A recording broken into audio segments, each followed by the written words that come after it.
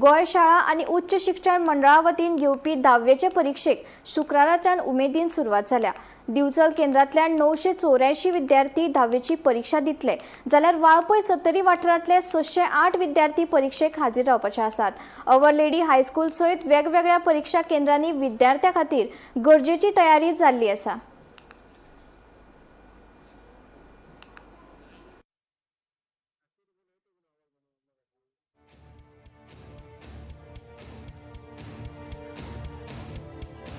आज आमचा एसएससीचो first paper English आणि आयज ऑफकोर्स भंय दिसता, खूब भंय दिसता।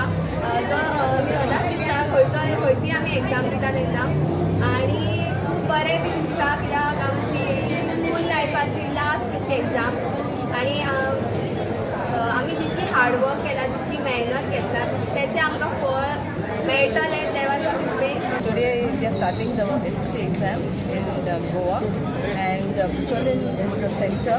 We have four centers in Bicholim. One Shantadurga, Our Lady Grace High School. There are two centers, one in the main building and one in the old building. And the fourth center is Radhakrishna High School. Altogether we have around 984 students answering the SSC exam, and today is their first paper. So the exam will wind up only at the end of the month, and the students are from different schools in the Taluka of Bicholim. So more than 20 school students are going to answer in these four centers. I wish all the students best of luck.